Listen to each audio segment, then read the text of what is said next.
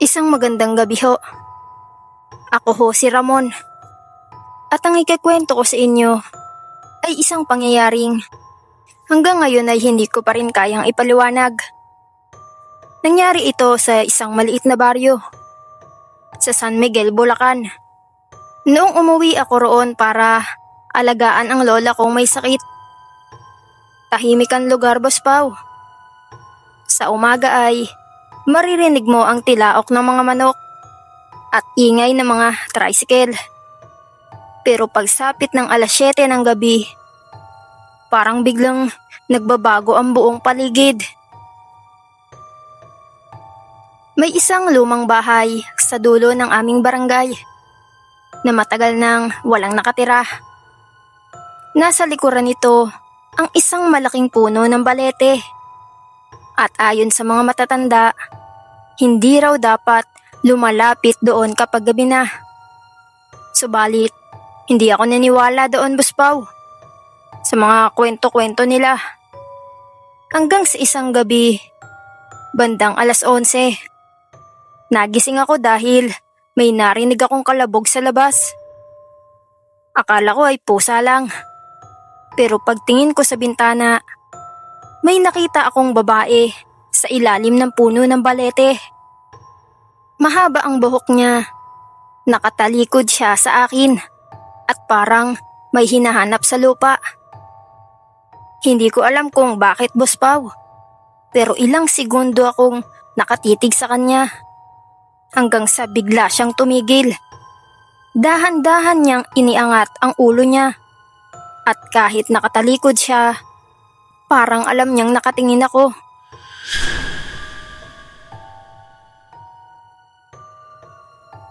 Agad-agad kong isinara ang kurtina. At kinabukasan, tinanong ko ang kapitbahay namin tungkol sa babae na iyon. At bigla siyang natahimik, Boss Pao. Sinabi niyang walang nakatira sa lumang bahay. Pero may isang bagay siyang sinabi na hindi ko makakalimutan. Tuwing may nawawalang manok, aso, o kahit anong hayop sa baryo, may nakikitang babaeng nakatayo malapit sa balete. Hindi raw siya basta multo. Aswang daw iyon. At may isang lihim na matagal nang itinatago ang baryo. Ayon sa matatanda, maraming taon na ang nakalipas. May isang babaeng nagngangalang Clara na nakatira sa lumang bahay. Mabait daw siya at kilala bilang tagahilot sa lugar. Pero isang gabi, Boss Pao, may batang nawawala. At ang huling lugar na nakita ang bata ay malapit sa bahay ni Clara. Dahil dito, pinagbintangan siyang aswang. Kinabukasan, sinunog ng ilang lalaki ang bahay at hindi na nakita si Clara. Pero makalipas ang ilang taon, nagsimulang may nawala na naman. At bawat pagkawala ay may isang bagay na pare-pareho.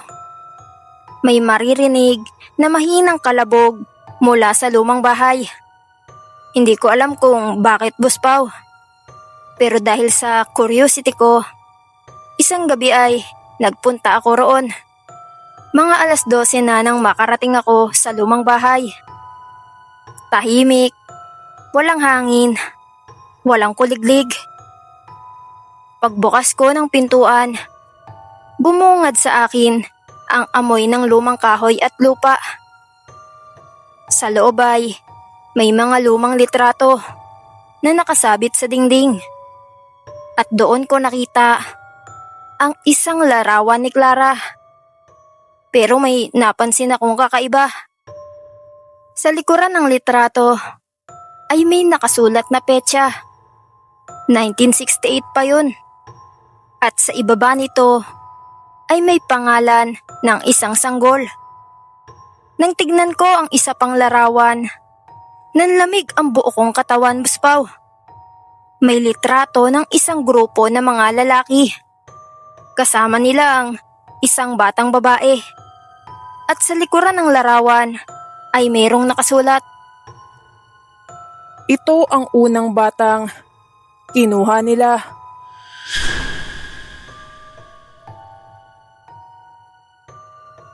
Buspaw, bigla akong nakarinig ng yabag sa likuran ko. 3 beses yun. At hindi ako makagalaw. Paglingon ko ay wala naman.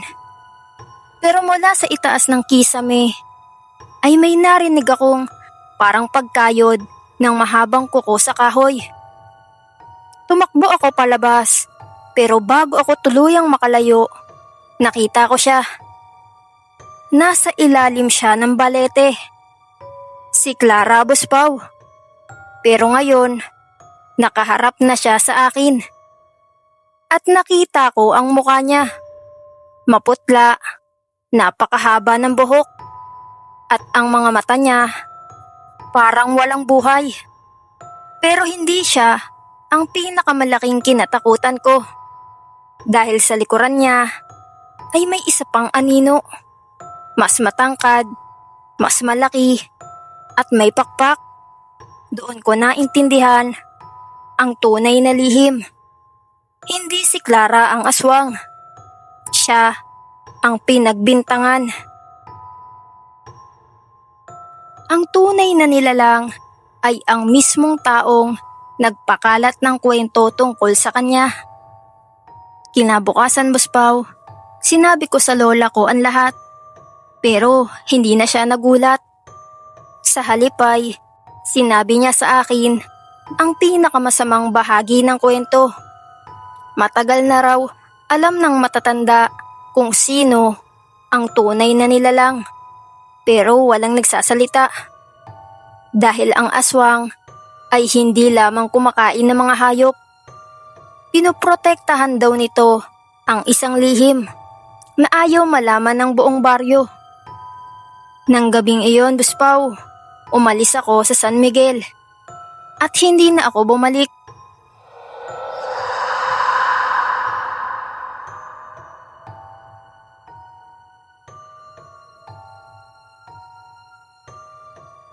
Isang magandang gabi po sa lahat.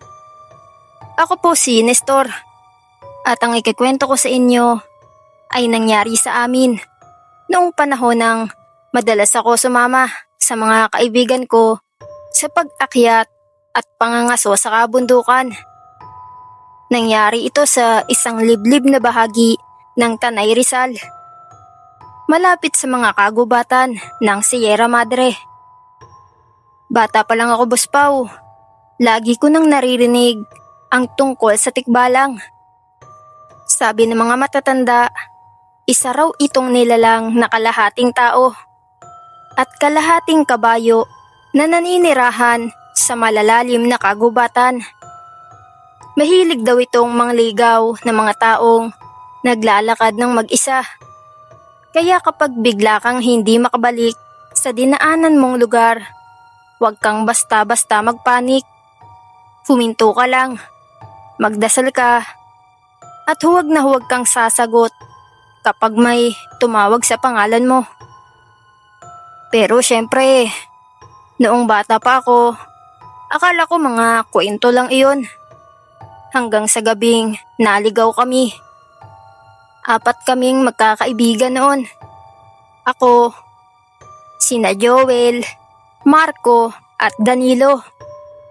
Pumunta kami sa isang bahagi ng kabundukan para maganap ng isang lumang kubo na ayon sa isang kakilala namin ay dating ginagamit ng mga mangangaso. Alam namin ang pangunahing daan.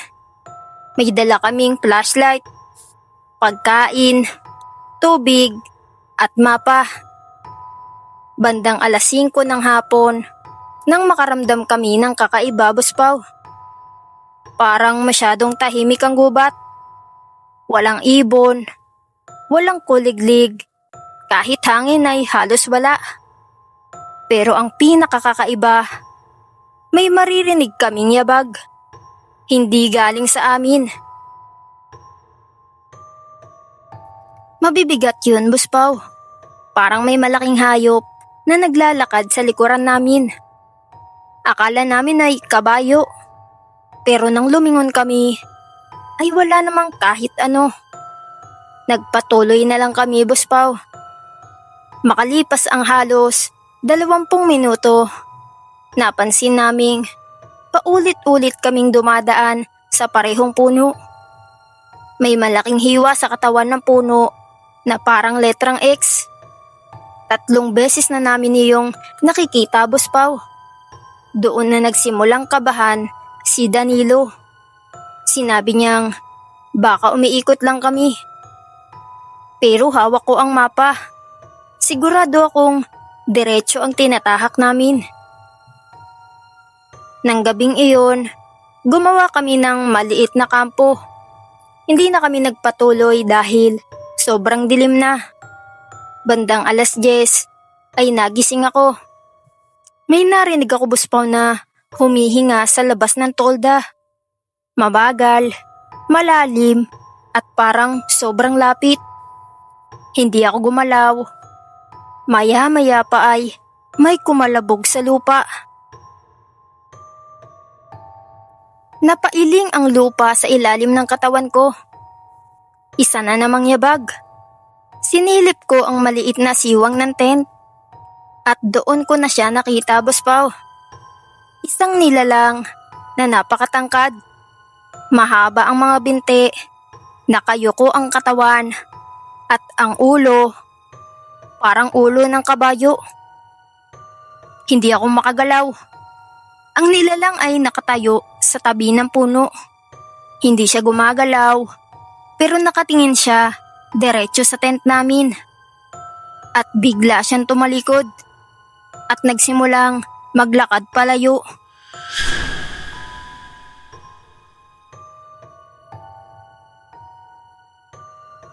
Hindi ko alam kung bakit, Boss Pao, pero may naramdaman akong kakaiba. Parang gusto kong sundan siya. Parang may bumubulong sa isip ko na Sumunod ka. mabuti na lang at hinawakan ako ni Joel. Nakatayo pala siya sa tabi ko at nanginginig. Hindi siya nagsasalita. Tinuro lang niya ang likuran ng nilalang. May nakasabit doon. Isang maliit na lumang bag. Parang bag ng tao. Kinabukasan, nakita namin ang bakas ng mga paa nito. Pero hindi iyon ang pinaka nakakatakot.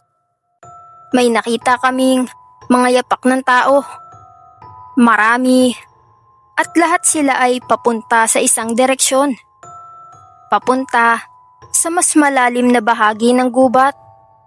Sinundan namin ang mga bakas, Boss Pao, hanggang makarating kami sa isang lumang bahay na halos kainin na ng mga puno. Sa loob nito ay may mga lumang gamit, may kandila, may mga lumang bote, at may isang kahoy na mesa. Sa ibabaw nito ay may isang lumang notebook. Binuksan ko. Ang unang pahina ay may pangalan ng isang lalaki. Pangalang Elias.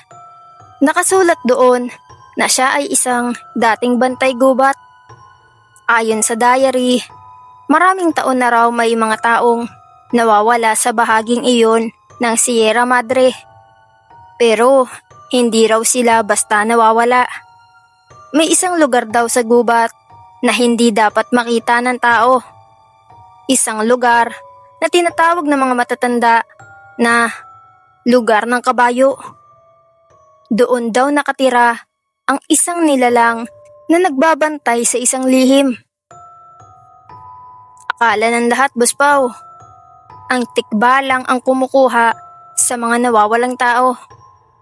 Pero ayon sa diary, maling-mali raw iyon. Ang tikbalang ay hindi kumukuha ng mga tao. Pinipigilan niya silang makarating sa isang lugar. Nagpatuloy ako sa pagbabasa. May isang pahina roon na halos mabura na, pero malinaw pa rin ang huling pangungusap. Kapag nakita mo ang tikbalang, huwag kang matakot. matakot ka sa kung ano ang nasa likuran niya.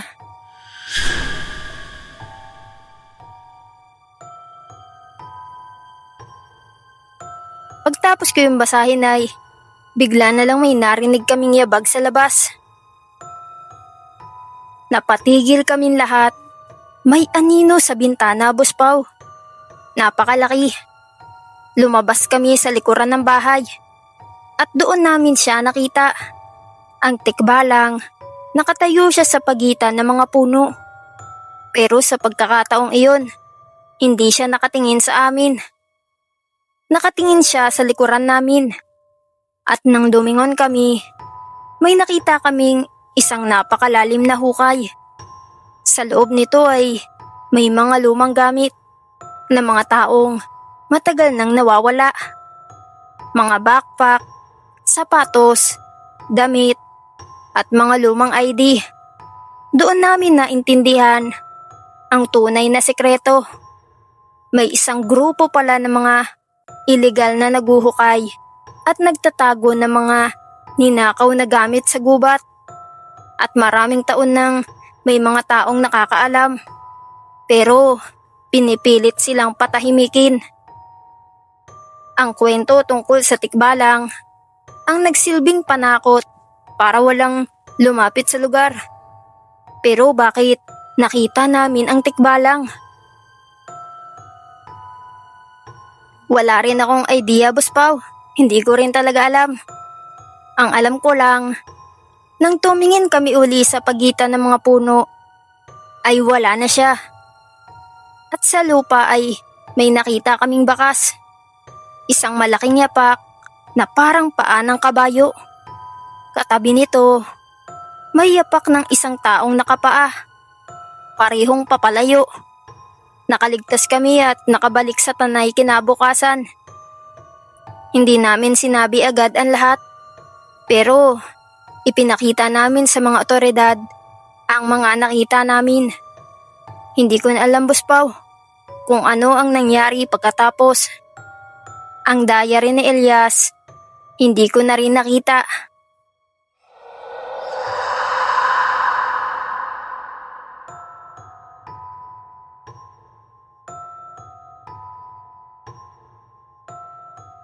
Magandang gabi ho sa lahat. Ako ho si Arturo. At ang kwentong ito ay nangyari noong umuwi ako sa probinsya ng Quezon. Sa isang maliit na barangay, malapit sa mga kabundukan ng Lukban. May isang lumang puno ng balete sa likuran ng bahay ng lolo ko. Sobrang laki nito. Halos 3 tao ang kailangang maghawak kamay para mapalibutan ang katawan ng puno. Noong bata pa ako, Boss Pao, palagi akong pinagbabawalan ng lolo kong lumapit doon kapag sumasapit ang gabi. Hindi niya naman sinasabi kung bakit. Ang lagi lang niyang sinasabi sa akin, Kapag may narinig kang umubo mula sa puno, huwag kang sasagot.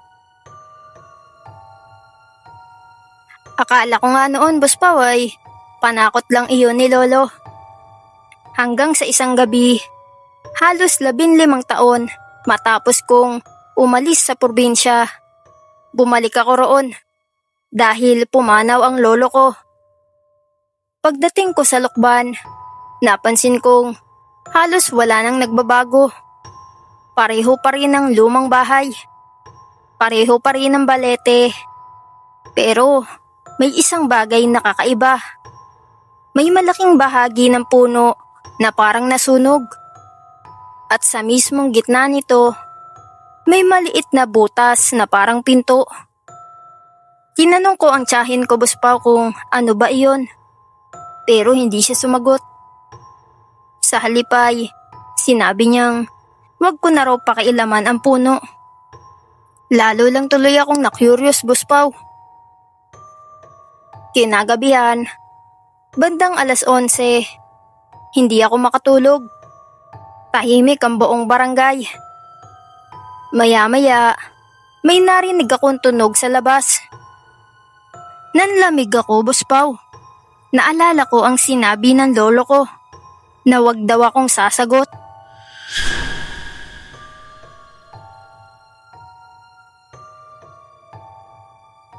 Pero makalipas ang ilang segundo ay may isa pang ubo.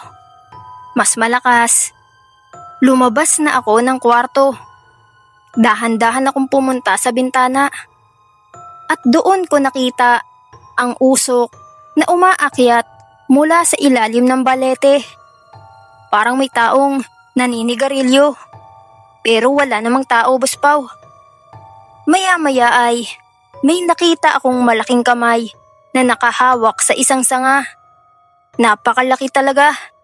At mula sa likuran ng puno, unti-unting lumabas ang isang nilalang. Matangkad, malapad ang balikat, mahaba ang buhok, at halos takpan ng anino ang buong muka. Hindi ako makagalaw. Alam kong kapre iyon. Pero hindi siya lumapit. Umupo lang siya sa ilalim ng puno at muling nagsindi ng tabako. Sa halip na umatake, tumingin siya sa bahay. Parang may hinihintay. Kinabukasan, Boss Pao, tinanong ko ang isang matandang kapitbahay tungkol dito. Hindi na siya nagulat. Sinabi niyang matagal nang may kapre sa balete. Pero may mas malaking lihim na ayaw sabihin ng pamilya namin. Noong araw, bago pa maitayo ang bahay ng lolo ko, may isang lumang balon daw sa ilalim ng puno. Doon kumukuha ng tubig ang mga tao sa baryo. Pero isang gabi, may batang nahulog sa balon at hindi na siya nakita. Pagkatapos noon, nagsimulang may marinig na umiiyak mula sa ilalim ng puno. At bawat taong nagtatangkang putulin ang balete, may masamang nangyayari. Isang lalaki ang biglang nagkasakit. Isa naman ang naaksidente. At ang huli, isang pinsan ng lolo ko na biglang nawala. Walang nakakita kung saan siya pumunta. Pero kinabukasan, natagpuan ang kanyang tsinelas sa tabi ng balete. Doon nagsimulang kumalat ang kwento tungkol sa kapre. Akala ng lahat, ang kapre ang dahilan ng mga nangyayari. Pero ayon sa matanda, merong ibang dahilan. May itinatago raw ang lolo ko sa ilalim ng puno. Isang bagay na ayaw niyang malaman ng kahit sino. Kinagabihan, bumalik ako sa balete, Boss Pao, at may dala akong pala. Hindi ko alam kung bakit, pero pakiramdam ko, kailangan kong malaman ang katotohanan. Habang naghuhukay ako, ay bigla na lang umihip ang malamig na hangin. Narinig ko ang isang malalim na paghinga mula sa itaas.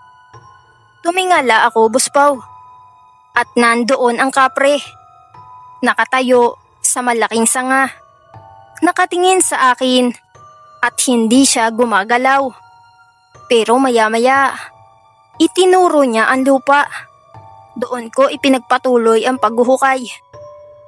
Makalipas ang ilang minuto, tumama ang pala ko sa kahoy. Hindi bato, hindi ugat, kundi kahon. Hinukay ko ang paligid nito at inilabas ang isang lumang kahoy na kahon. Nanginginig ang kamay ko habang binubuksan ko, Boss Pao. Sa loob ay may mga lumang dokumento, mga litrato, at isang maliit na notebook. Nang buksan ko ito, nakita ko ang sulat ng lolo ko. At doon ko nalaman ang totoong dahilan kung bakit pinoprotektahan niya ang puno. Hindi pala siya natatakot sa kapre. Nakikipagkasundo siya rito. Maraming taon na ang nakalipas. May mga taong gustong putulin ang balete para gawing daan ang lupa. Pero bawat pagtatangkang gawing iyon ay nauuwi sa pagkawala ng mga tao.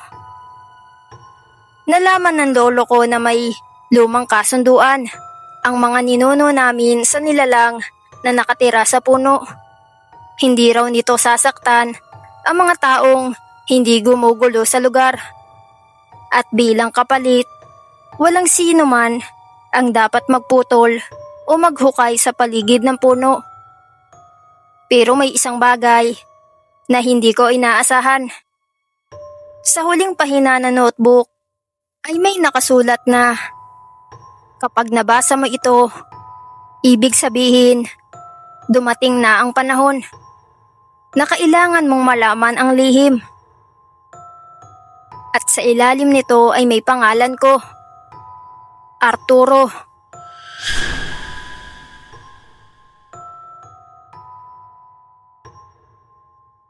Nanlamig ang buo kong katawan, Buspaw. Paano nalaman ng lolo ko na ako ang makakabasa nito? Habang iniisip ko iyon, biglang namatay ang ilaw sa bahay. Madilim ang buong paligid at mula sa likuran ko, narinig ko ang malalim na paghinga. Hindi ako lumingon, Buspaw, hanggang sa may bumulong. Hindi ko alam kung boses ng tao o hindi, pero malinaw ang sinabi nun. Hindi ako ang dahilan kung bakit siya namatay. Biglang bumalik ang ilaw. Wala na ang kapre, pero may nakita akong bakas ng malaking paa sa lupa. At katabi nito, may mga yapak ng tao, papunta sa likuran ng bahay. Sinundan ko iyon, Buspaw, at doon ko nakita ang isang lumang pader na gawa sa semento. May pangalan na nakaukit dito. Pangalan ng isang taong matagal nang patay. Ang pangalan ng pinsan ng lolo ko na sinasabing nawala. Pero may isang petsa sa ilalim nito. At ang petsang iyon ay 20 taon bago siya nawala. Hindi ko na nalaman kung sino ang gumawa ng pader. Hindi ko rin nalaman kung bakit may lihim na itinago ang pamilya namin.